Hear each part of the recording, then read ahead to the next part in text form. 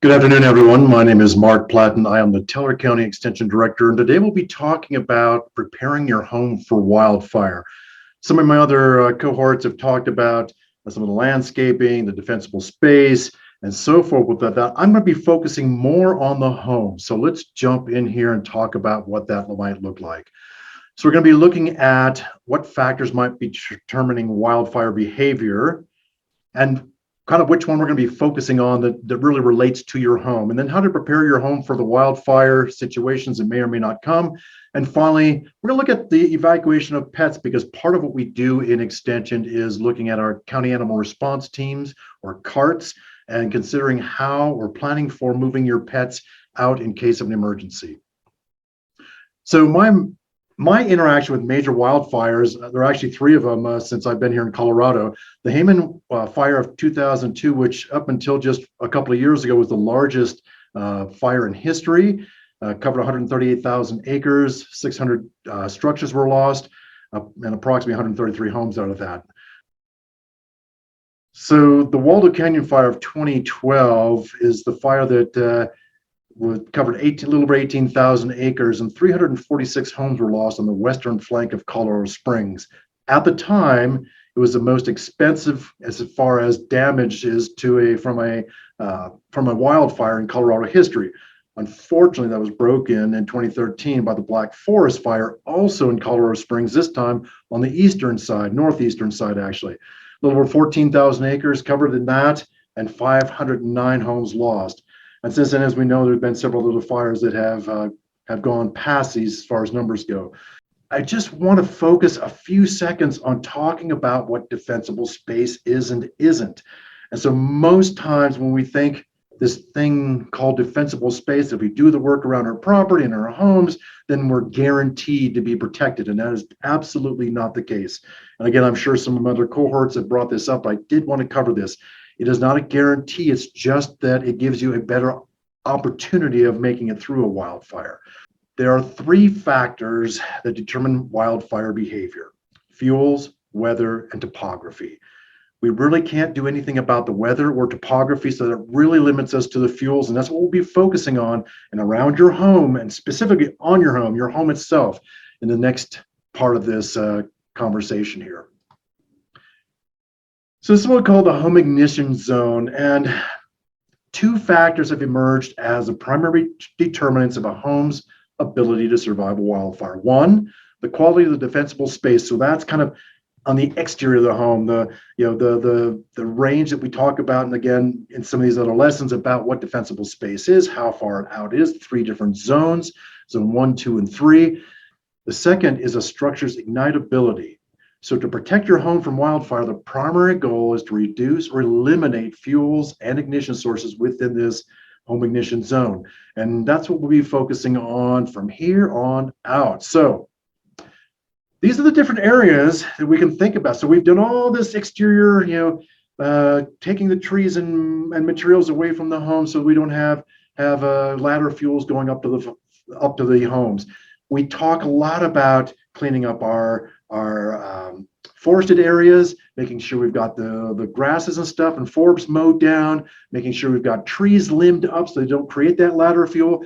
But we don't talk an awful lot about the home itself. So the building envelope, we're going to talk about the actual home itself and attached garages and structures, etc. So all these areas are identified here: the fence, the garage door, the siding, exterior doors, foundation, windows, fence, eaves, deck, gutters, and roof. All those are potential vectors for fire to enter your home. So you can do everything on the outside, everything on your landscape correct, and not think about some of these, and that's what ends up causing you to have your home or lose your home. Again, no guarantees here, but at least it'll give you a better chance of surviving that. So your roof, and you can see in the photo here, so this is kind of an interesting photo. So on either side of this house in the middle, the homes are burning, but the house in the middle is not on fire, at least not at this phase of the fire going on. So what did they do differently? Well, we want to make sure we have a Class A rated roof with non-combustible coverings. where my mother-in-law is from in the Phoenix area, they have all those clay and concrete tiles, or those Southwest kind of tiles on those. So those are non-combustible. We don't have a lot of those in Colorado, but if you have those, that's a great roof to have on it, because they're fairly thick. They have a relatively large thermal mass, meaning they're thick and they're hardy with that. So it takes a while for the heat to actually transfer through those. Metal shingles or metal roofs or panels, although they aren't combustible, so that's a good thing. They do conduct heat fairly easily. So they transfer the heat from the exterior of the metal into the substructure there. So you want to make sure, if you've got those metal roofs, that they're installed over wood battens that are fire retardant treated. So just maybe want to look into that if you do have your metal roof on your homes. Then we've got into our roof again, but this is the underside of the roof, and what we call our eaves, where we have soffits or openings. So in this first photo here, we've got, you can see, hopefully you can see the little holes that are bored through there. That's to let the roof breathe, which is oftentimes a good thing. We want the heat to kind of, and the roof, the house, to be able to breathe some, so we don't close everything up. So the roofs are not completely closed. They have a breathable thing, breathable aspect to them. And so these holes, though, embers could get up into here and blow into there, and now you start a fire from within the house. So you want to make sure we cover that with 1/8 inch or smaller wire, so the house can still breathe, but it's covered with metal mesh there, so that it can't get, so that the embers, if they come up through there, don't get up into the house itself. On the bottom photo, this is what we were talking about. Typically, instead of having the eaves, I'm going to do a little pointer here. This is our eave here that we see right here coming down. Usually we close that in with what's called a soffit. So the soffit is right on the bottom here. It's right underneath here.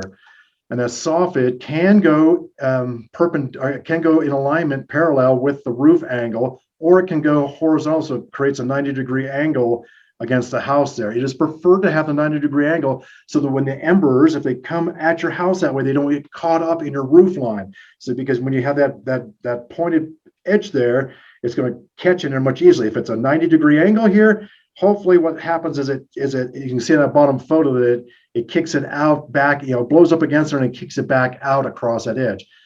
Now, what we do want to make sure on these soffits, a lot of times the soffits underneath there are plastic. So you want to make sure, and then there are vent openings in the soffit themselves too. So if it doesn't have a wire mesh either on the inside or the outside, so you're going to want to make sure, again, at least a 1/8 to 1/16 wire mesh on there, so the embers don't go up through those vents, and also to make sure that those aren't plastic soffits there, that the embers could melt right through and get into the roof line that way. All right, so siding. Now we know that aluminum siding isn't quite as combustible. We know some of the stuff like we've got concrete siding, boarded siding, we've got stucco siding and so forth with that. This is an example in this picture here where they've got the vinyl siding on there that a lot of houses have. What happens here is that heat came across there, the plastic itself melted in on itself, and now you can see exposed there's all that sheeting underneath there. So it's pretty easy for embers to get kicked up in, or for some of those fire brands to get launched. Again, they travel in the Waldo Canyon fire. We were estimating they were going about a half mile, a little over a half mile. So it could very easily, we could get the embers, once this siding is melted there, we could get the embers up inside there, and then the siding melted like that could actually hold those embers in place while they start burning in there. So just consider what you've got there. We really want a minimum fire resistance rating of 1 hour on any siding. Again, concrete, fiber cement panels or siding, exterior fire retardant treated wood siding or panels, stucco, masonry. One thing I want to bring to your attention is if you do have a stucco-based house, a lot of times on that bottom edge, the lowest edge around the house there, what's up against that concrete foundation, there tends to be about a 1/2 inch gap or so in there. It's just part of what happens when you do the stucco siding. A lot of times people will stick that steel wool up under there to keep the mice from getting in there. A lot of times your exterminators will tell you to do that.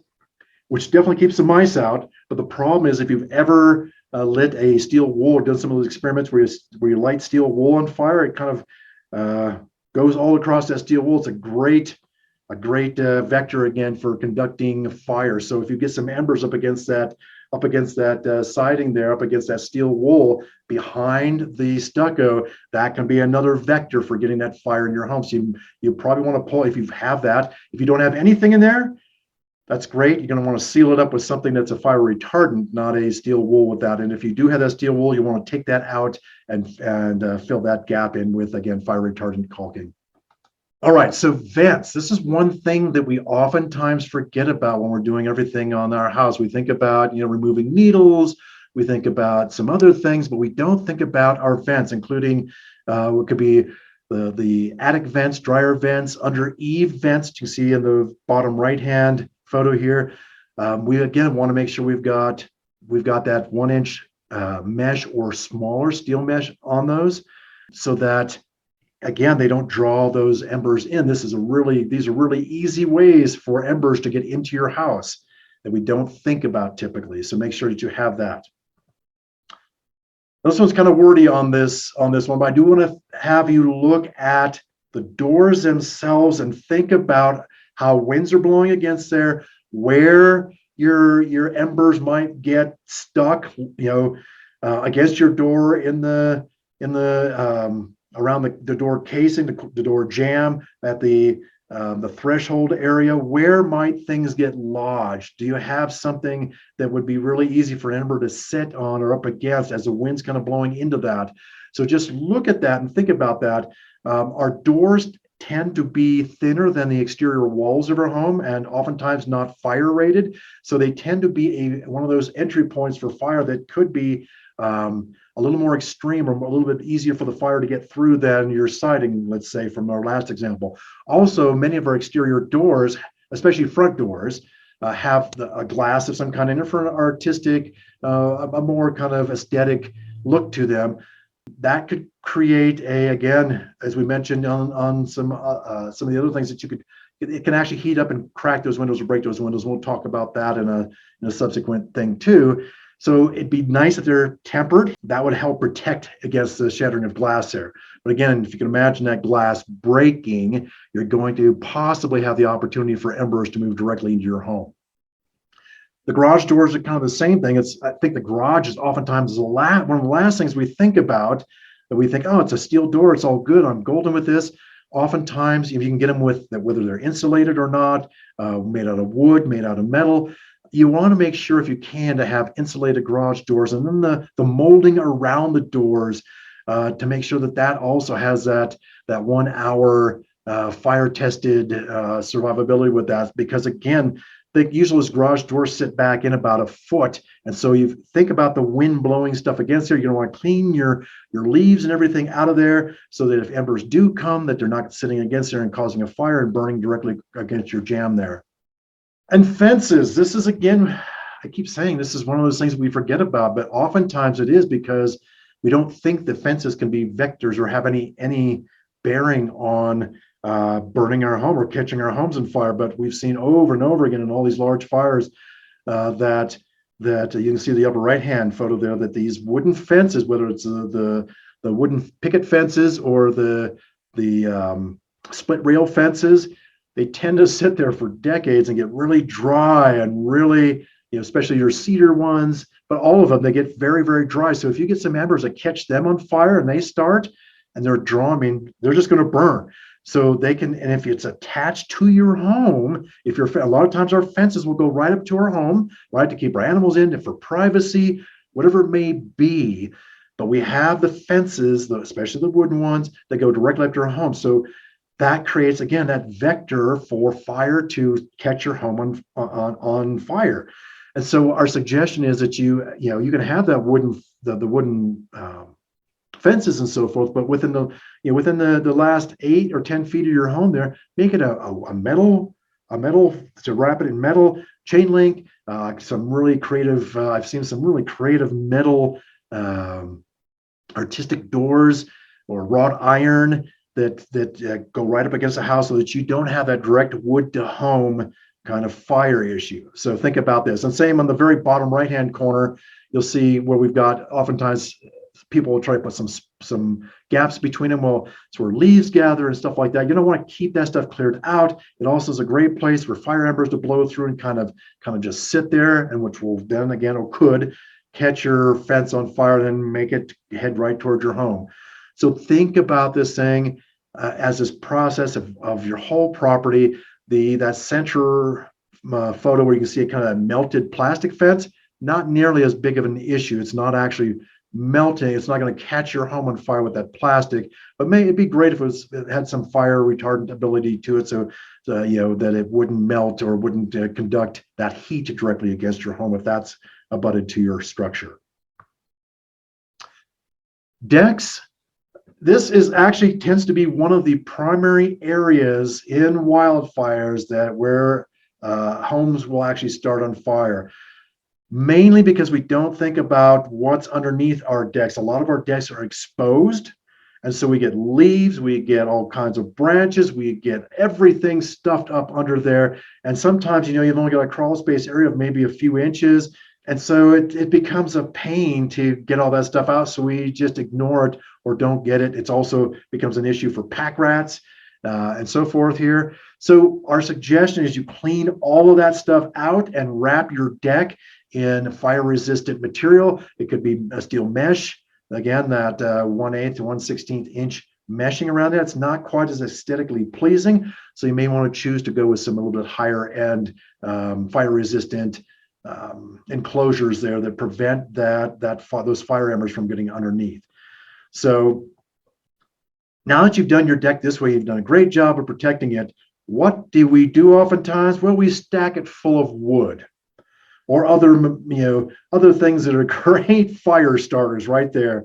So I think this is probably talked about in a previous lesson or one of the subsequent ones here, where one of my cohorts talked about keeping firewood away from your home. Obviously, this is one of the worst conditions possible, and I get it. We want to have that firewood right easily accessible to us. So we're in the home. It's 10 below zero.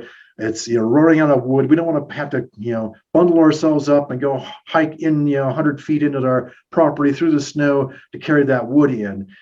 So I mean, it's almost like anymore we've got year-round wildfire potentiality. So again, our suggestion is keep all that stuff off your deck. As inconvenient as that may be, the wisdom is to keep that off. And this is a no-brainer, the gutters, keeping the needles out of there. And it's not just a once a year and done kind of thing. This is staying on top of it. Now, if you've got, like in this photo here, shake cedar roofing, that is, if you've got, think about what happens if you've got some embers that land on that roof. If that thing doesn't start on fire, then there's no home out there is going to start on fire here. So it's not just, in this case, in a lot of cases with this, most insurance companies are requiring that shake cedar to be pulled off and a different Class A rated roof to be put on there. But even with that, let's say we've got a metal roof or a Class A asphalt roof on there. Look at all those needles on that roof. Is that going to cause a problem? Yeah, absolutely. That could cause a problem in our scenarios that we're talking about here. So make sure to clean off all the debris. Again, more than once a year when you start seeing things kind of build up there. Windows are one of those things that we've talked a little bit about earlier in the doors, but they can break during extreme fire. So you've got this heat that's hitting it, very heavy heat, especially if you've got single pane windows, if they aren't tempered, that can crack. And that, you look on this house here, a lot of our houses have these large windows on that. And if you break those, just think about how easy it would be for embers to blow in through there. So another protection on that is to install metal screens in all windows. And then think about your skylights. Just make sure it's a heavy duty plastic that's on there. Most of them are plastic. Some, few of them are glass, but most of them are plastic. But make sure they're fire rated on that so that you don't have embers sitting on there. Again, the flatter your roof, the more easy it is for the embers to kind of sit there and burn. If you've got, like, this one's a fairly steep roof, so things kind of roll off there a little bit easier than if it's a much flatter roof. So just think about what you've got on your house. If you've got some little additions that have maybe flatter roofs, especially if you've got a flat roof where those embers can just sit there and burn. I mean, they're not going to go anywhere unless the wind blows them off. And one of the final things I want to talk about is our address markers. So we want to know, if you want to protect your home, you would need to let people know where you are.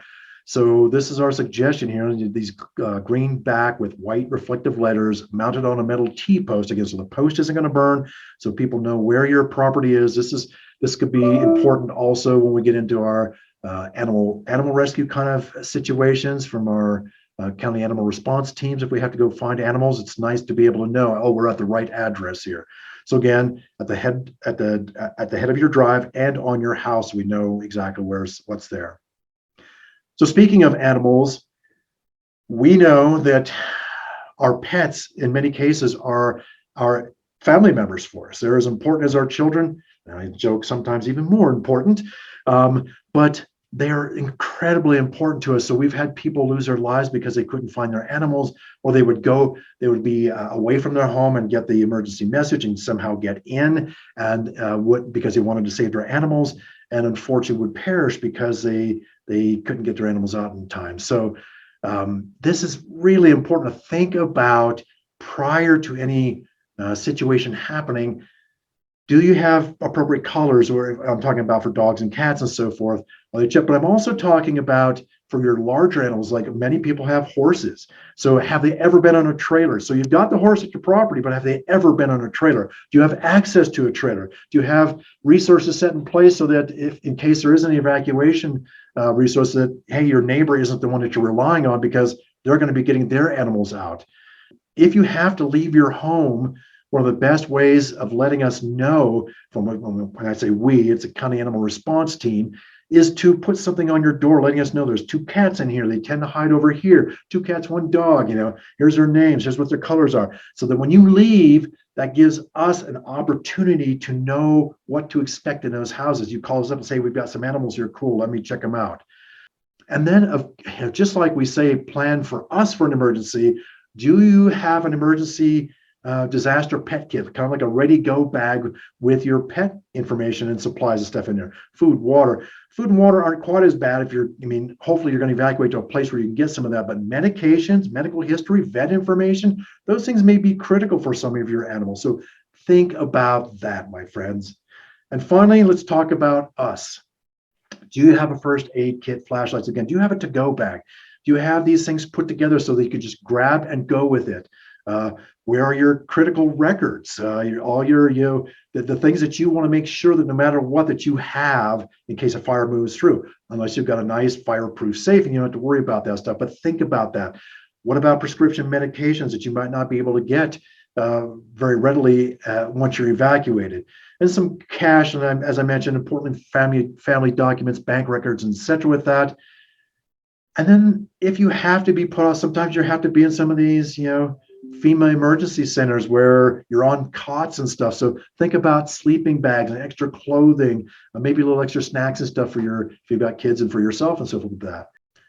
So I hope this has been valuable for you to learn a little bit about the considerations around your home when you're planning for wildfires or emergency situations. But in this case, wildfires, what we're talking about here today, that there's a lot of things to keep in mind. So you may have thought that you've done all this great work, and maybe you have around your house to maintain your property, to make sure you've got the defensible space.